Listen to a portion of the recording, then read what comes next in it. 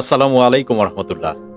নিশ্চয়ই সবাই ভালো আছেন এবং আশা করব যে আপনারা যে যার জায়গা থেকে ভালো থাকার জন্যই চেষ্টা করে যাচ্ছেন।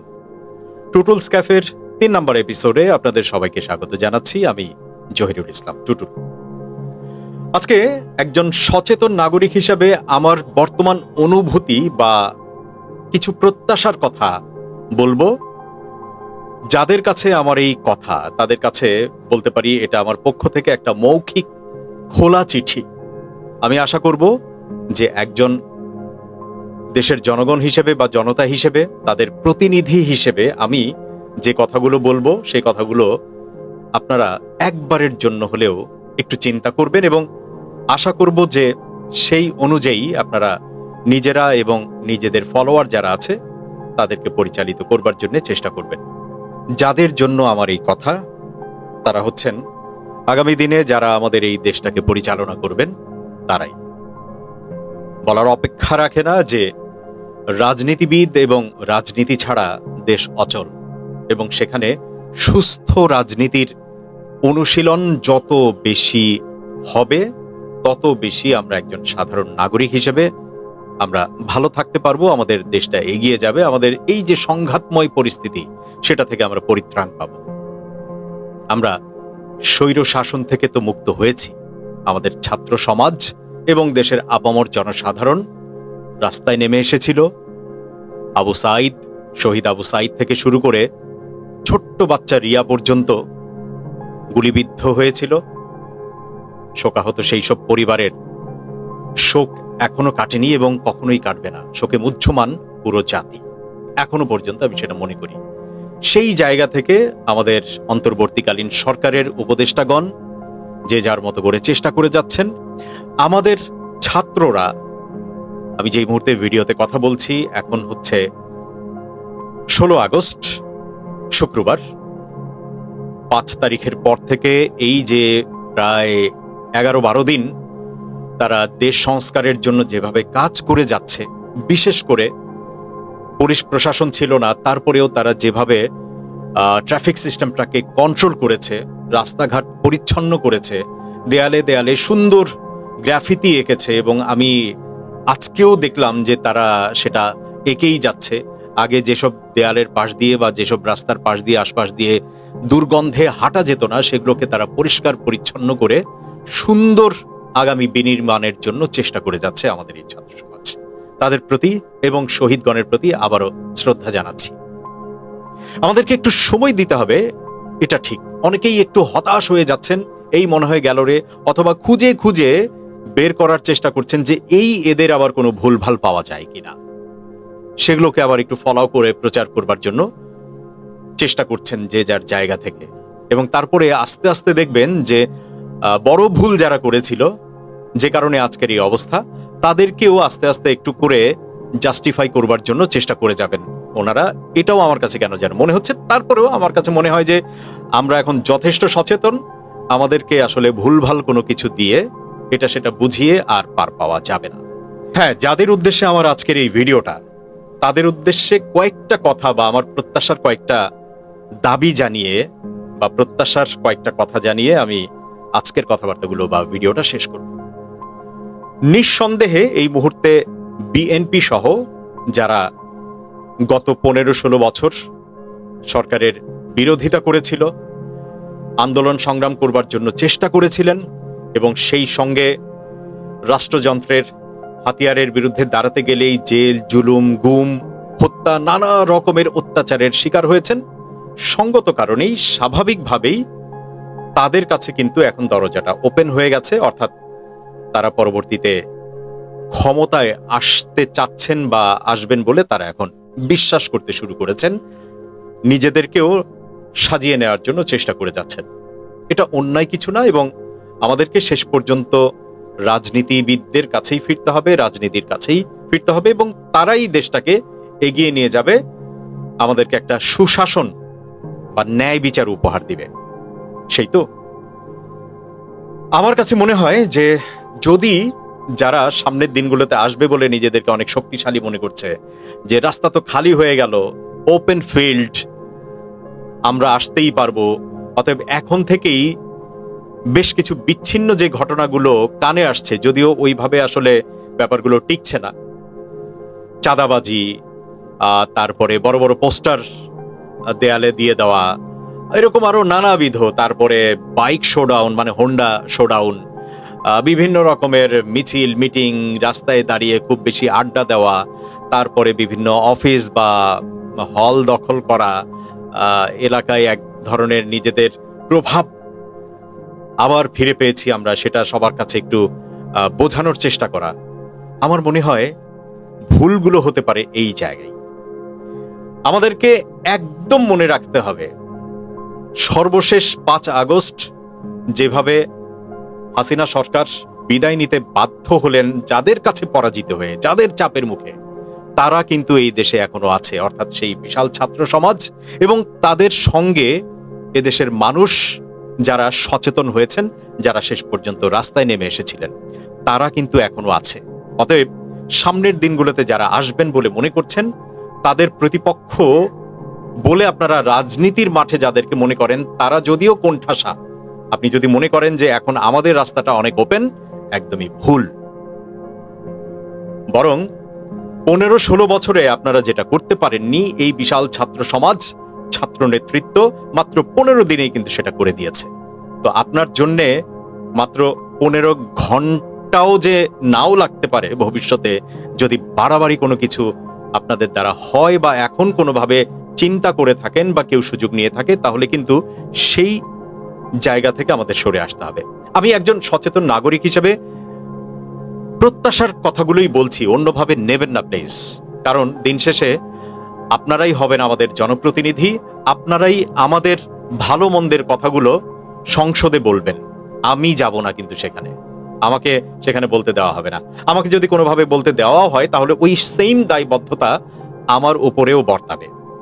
আমি আশা করব যে এই ভিডিওটা আপনারা যারা বিভিন্ন রাজনৈতিক দলগুলোকে সাজাচ্ছেন, সামনের নির্বাচনে নিজের দল জিতবে এবং ক্ষমতায় আসবেন বলে ভাবছেন, প্লিজ তারা একটু মনোযোগ দিয়ে শুনবেন এবং নেত্রী পর্যায়ে যারা আছেন তারা যদি পারেন এই কথাগুলো সবার মধ্যে ছড়িয়ে দেবেন। আমি জানি যে আপনারা এর চেয়ে আরো ভালো বুঝতে পারছেন, পরিস্থিতি বুঝতে পারছেন, কিন্তু ওই যে ভয়টা কোথায় জানেন? রুট লেভেলে, ইউনিয়ন পর্যায়ে, এলাকা ভিত্তিক যে পরিমাণ শোডাউন আমার চোখে পড়ছে, সেটা খুবই বিপজ্জনক একটা সংকেত আমাদেরকে দিচ্ছে। আমরা আবারও যদি সেই জায়গায় ফিরে যাই, তাহলে আবারও একটা গণবিস্ফোরণ এবং তারপরে ওই আনিসুল হক কিংবা সালমান এফ রহমান দা দরবেশ তার মতো কিন্তু হয়ে যেতে পারে। এবং এটা মনে রাখতে হবে যে অন্যায় করলে এই ছাত্র সমাজ তো বটেই, রব্বুল আলামিনের পক্ষ থেকে যে অভিশাপ বা অভিসম্পাত নেমে আসতে পারে, গজব নেমে আসতে পারে, সেটা তো আমরা সচক্ষে দেখছি। এরপরেও যদি আমাদের মধ্যে শিক্ষা না হয়, তাহলে আমার মনে হয় যে এর চেয়ে খারাপ অবস্থাটা আমাদের নিজেদের জন্য অপেক্ষা করছে। অতএব আমাদের যে জিনিসগুলো খেয়াল রাখতে হবে, নাম্বার 1, চাঁদাবাজি বা টেন্ডারবাজি একদম সমূলে উৎপাটন করতে হবে। আপনার দলের পক্ষে বা দলের নাম ভাঙিয়ে এখনই সুযোগ নিয়ে কেউ যদি, ইউনিয়ন পর্যায়ের একজন কর্মীও যদি এটা করে থাকে, তাহলে তার কোনো দল থাকবে না, তাকে দল থেকে এখনই বহিষ্কার করতে হবে। এবং এটা বলার জন্য বলবেন না, এটাকে মেনে নেবেন যে হ্যাঁ এটাই আমাদের দোষ, অতএব এই দোষ রাখা যাবে না। 2 নাম্বার হচ্ছে পোস্টার বা বিলবোর্ড রাজনীতি থেকে আমাদেরকে বের হয়ে আসতে হবে। মানে কোনো একটা ওকেশন আসলো, অথবা একটা ইউনিয়ন পরিষদের মানে ছাত্র সংগঠনের নেতা বানায় দেওয়া হলো, বাস সে তারপরে কৃতজ্ঞতা জানিয়ে বা তাকে কৃতজ্ঞতা জানিয়ে বা তাকে তোষামত করে বিশাল বড় বড় পোস্টার ব্যানার দিয়ে এলাকা ছেয়ে গেল, বড় বড় বিলবোর্ড। নো ম্যান, এগুলো মানুষের মধ্যে বিরূপ প্রতিক্রিয়ার সৃষ্টি করে। অর্থাৎ এটা যখন আপনি করছেন, তখন এটাকে একটা চর দখলের মতো মনে হয়, তখন আপনি জনবিচ্ছিন্ন হতে থাকেন, তখন মনে হয় আপনি ক্ষমতা দেখাচ্ছেন। অতএব এটাও বাদ দিতে হবে। কথায় কথায় বাইক নিয়ে শোডাউন করা, হই হই রই রই করতে করতে বের হয়ে যাওয়া, রাস্তাঘাট বন্ধ করে দিয়ে মানে বিভিন্ন রকমের মিছিল মিটিং সভা সমাবেশ কমিয়ে ফেলতে হবে। তার চেয়ে বরং যতটা সম্ভব মানুষের কাছে যান। প্রতিটা শুক্রবার জুমার নামাজের পর মানুষের কাছে যান, মানুষের সঙ্গে কথা বলেন, সাধারণ হয়ে যান। নেতাকর্মীদেরকে ঠিক সেইভাবেই আপনারা কন্ট্রোল করুন। প্রয়োজনে ট্রেনিং এর ব্যবস্থা করুন, প্রয়োজনে ওয়ার্ড ভিত্তিক, ইউনিয়ন ভিত্তিক ট্রেনিং এর ব্যবস্থা করুন, অর্থাৎ অ্যাটিটিউড ট্রেনিং এর। এতদিন তো নানা রকমের ট্রেনিং আমরা করতে দেখেছি, সেই জায়গা থেকে বের হয়ে আচরণগত যে ট্রেনিং বা যে ট্রেনিংটা হওয়া দরকার সেটা করতে পারেন। আমি ব্যক্তিগতভাবে বলছি, কারো যদি এই ক্ষেত্রে কোনো সহযোগিতা লাগে, আচরণগত ট্রেনিং নিয়ে কোনো জায়গায় যদি কথা বলার সুযোগ আমি পাই, আমি তাহলে কথা বলবো, এবং সেটা যেই দলের জন্যই হোক, যারা আপকামিং, যারা আসতে চাইছেন। কারণ আচরণগত এই পরিবর্তনটা খুব দরকার। মুই কি হনুরে, মানে এখন একটা পাইছি, এই তো খোলা মাঠ, আর কে ঠেকায়, এই তো চলে আসছি, হয়ে গেলেই হয়ে গেল, এই জায়গা থেকে আমাদেরকে বের হয়ে আসতে হবে। তিনটা জিনিস কিন্তু এখানে আসলো, যে আচরণগত ব্যাপার, শোডাউন, পোস্টার, তারপরে ডিজিটাল মানে পোস্টার রাজনীতি, পোস্টারের রাজনীতি। পুরো ঢাকা শহরকে বাচ্চাগুলো এত সুন্দর করে শহরটাকে সুন্দর করছে, দেয়ালে দেয়ালে সুন্দর রংচং আঁকছে। প্লিজ এগুলো নষ্ট করবেন না। বিভিন্ন ওকেশনে, ঈদ আসলে, পূজা পার্বণ আসলে যেভাবে সহমত ভাইদের পোস্টারে দেয়াল নষ্ট হয়ে যায়, ছেয়ে যায়, এই অপরাজনীতি বা এই সংস্কৃতি থেকে আমাদেরকে বের হয়ে আসতে হবে, কারণ এগুলো মানুষের মধ্যে বিরূপ প্রভাব সৃষ্টি করে। এরপর বিভিন্ন যে সাংগঠনিক যেই দখলদারিত্ব, স্কুল কমিটি বা গভর্নিং বডিতে দলীয় লোক, মানে সরকারের পক্ষের লোক সবসময় থাকতে হবে, বা যারা ক্ষমতাবান তারাই সবসময় থাকবে। মসজিদ কমিটিতে আপনাকেই থাকতে হবে, না হলে মসজিদ কমিটি মানি না, এরকম করা যাবে না। মসজিদ কমিটির সভাপতি হবে, খণ্ডকালীন সভাপতি হবে, অস্থায়ী সভাপতি যাই বলি না কেন, মানে যতদিন ইমাম সাহেব থাকবে, মসজিদ কমিটির সভাপতি হবে ইমাম সাহেব। আই রিপিট, ওটা যদি একদম কম বয়সী একজন হাফেজ সাহেবও হন, তাকেই সম্মান করতে হবে। মসজিদ কমিটির সভাপতি হবে ইমাম সাহেব, এবং তাকে ঘিরে নিয়মিত মসজিদে যারা নামাজ পড়েন, মুরব্বী যারা আছেন, বোঝেন সবকিছু, মসজিদের ভালো মন্দ বোঝেন, আর কিচ্ছু বোঝার দরকার নাই। উনি কোন পলিটিক্সকে ধারণ করেন সেটা না, উনি মসজিদে 5 ওয়াক্ত নামাজ পড়েন কিনা এবং নিজে একজন সহি ভালো মানুষ কিনা, তারা হবেন মসজিদ কমিটির। হ্যাঁ, আপনি এলাকার একজন লিডার হিসাবে, আপনি একজন প্রতিনিধি হিসাবে অবশ্যই সেটা আপনার খোঁজ খবরের মধ্যে থাকবে, এবং আপনি সেখানে ভালো মন্দ অবশ্যই তাদের দেখবেন, এবং আপনি তাদের যে কোনো অসুবিধা হলে সেটা আপনি আপনার জায়গা থেকে সলভ করবেন, তাতেই মানুষ আপনাকে ভালোবাসবে। কমিটি ধরে রাখার দরকার নাই। স্কুলের গভর্নিং বডিটা কেন পলিটিক্যাল গভর্নিং বডি হবে? এক একটা স্কুলের গভর্নিং বডির যখন ইলেকশন হয়, আমি দেখেছি যে একটা ইউনিয়ন পরিষদের ইলেকশনের চেয়েও অনেক বেশি খরচ করেন ওখানে গভর্নিং বডির চেয়ারম্যান হওয়ার জন্য। কাহিনীটা কি? নিশ্চয়ই কোনো বাণিজ্য সেখানে আছে, না হলে এত টাকা খরচ সেখানে কেন করতে চান? অথবা একটা হ্যাডম দেখাতে পারবেন, আমি স্কুল কমিটির সভাপতি। নো, স্কুল কমিটি বা গভর্নিং বডির যেই স্ট্রাকচারটা তৈরি হবে, সেটা শুধুমাত্র ছাত্রছাত্রী এবং গার্ডিয়ানদের ভালো মন্দ বোঝার জন্য। একটা ছাত্র কোনো ঝামেলায় পড়লো, টিচারদেরকে বলতে পারছে না, আপনি গভর্নিং বডির চেয়ারম্যান, আপনার কাছে যেয়ে বলবে। এবং অবশ্যই সেখানে ওই স্কুলের প্রিন্সিপাল অথবা ওই স্কুলের অধ্যক্ষ থাকবেন সর্বে সর্বা। উনি যেই ডিসিশন দিবেন সেটাই হবে সব। অধ্যক্ষ বা মসজিদের ইমাম সাহেব আপনার কথায় উঠবে বসবে, এরকম মানসিকতা নিজের মধ্য থেকে ঝেড়ে ফেলেন। এরকম মানসিকতা যদি নিজের মধ্যে পোষণ করেন, তাহলে ওই যে এলাকা ভিত্তিক বুমেরাং হতে বা আবারও সেই চপেটাঘাত খেতে, এভাবে অপমানিত হতে বেশি সময় কিন্তু আপনার লাগবে না। বাজার কমিটি, মানে নানা রকমের যে কমিটি আছে, এটা তাদের মতো করে চলতে দিয়েন প্লিজ। দখলদারিত্ব দরকার নাই। মনিটরিং এর মধ্যে আপনি থাকবেন, আপনি যে এলাকার প্রতিনিধি এটা সবাই জানে, কিন্তু সব জায়গায় সবকিছুর ভাগ আপনার পকেটে আসতে হবে, সেখান থেকে বের হয়ে আসতে হবে। প্রশাসনে যারা থাকবে তাদেরকে আরাম করে কাজ করতে দিবেন। আপনি রাজনীতিবিদ, যত বড় নেতাই হন না কেন, আপনার এলাকার ওসি সাহেব, তিনি তার মতো করে তার প্রশাসন চালাবেন। তিনি যদি আপনাকে অপরাধী মনে করেন, আপনি ক্ষমতায় আছেন, আপনাকে অপরাধী মনে করেন, আপনাকে তিনি অ্যারেস্ট করে নিয়ে যেতে পারবেন, সেই ক্ষমতাও তার হাতে থাকতে হবে। অর্থাৎ সুবিচার যদি আমরা চাই, ন্যায় বিচার যদি আমাদের থাকে, তাহলে আমাদের তো ভয় পাওয়ার কোনো কারণ নাই। ছেড়ে দেন, যে যার মতো করে যার যার পজিশনে তার কাজটা করুক।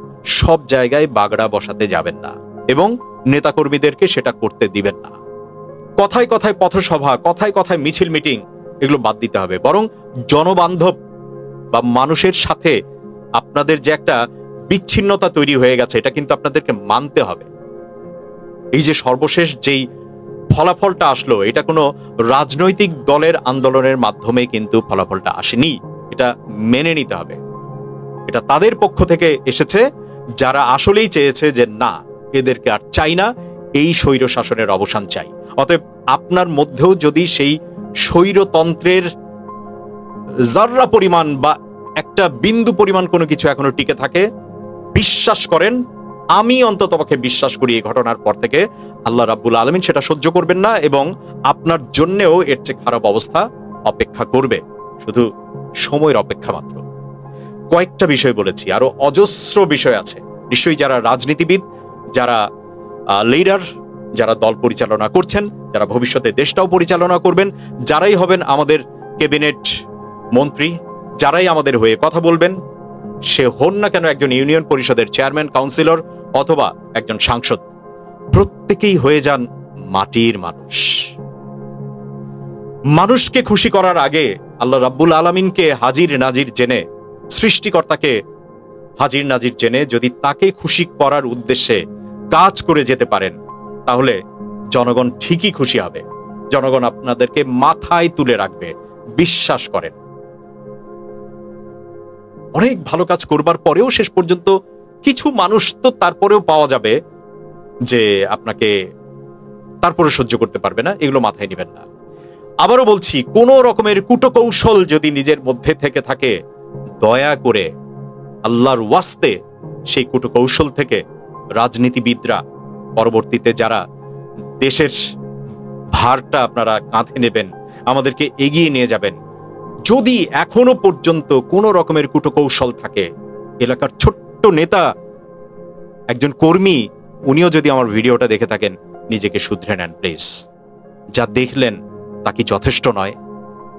যথেষ্ট নয়? যে পরিমাণ ক্ষমতাবান ছিল এই মানুষগুলো কয়েকদিন আগেও, সেই মানুষগুলোর এরকম চরম দুর্দশা দেখেও কি আমরা একটু শিক্ষা নেব না? আমাদের কি শিক্ষা নেওয়া উচিত নয়? বিশ্বাস করেন, একজন নাগরিক হিসেবে নিজের প্রত্যাশার জায়গা থেকেই বলছি, আমাদের আর যাওয়ার জায়গাটা কোথায়? শেষ পর্যন্ত আমরা আল্লাহ রাব্বুল আলামিনের কাছেই বিচার দিই। এদেশের অজস্র মানুষ কান্নাকাটি করে, রাত জেগে তাহাজ্জুদ পড়ে ওই অত্যাচারের বিরুদ্ধে আল্লাহর কাছে বিচার দিয়েছিল প্রতি রাতে, প্রতিটা ওয়াক্তে। আল্লাহ রাব্বুল আলামিন সেই দোয়া কিন্তু কবুল করেছেন, বিশ্বাস রাখতে হবে আপনারও। অতএব আপনি যখন ন্যায়ের পথে থাকবেন, আপনি হয়ে যাবেন মাথার মণি। ৩০০ আসনের ৩০০ জন প্রতিনিধি, আমরা কি ভালো মানুষ পাবো না? আমার ইউনিয়ন পরিষদে কি আমি একজন ভালো চেয়ারম্যান পেতে পারি না? আমার থানায় কি একজন ভালো ওসি সাহেবকে আমি পেতে পারি না? পারি তো। আমরাই তো কেউ না কেউ ওই জায়গাটায় বসবো। চলুন সবাই ভালো হয়ে যাই। আসসালামু আলাইকুম ওয়া রাহমাতুল্লাহ।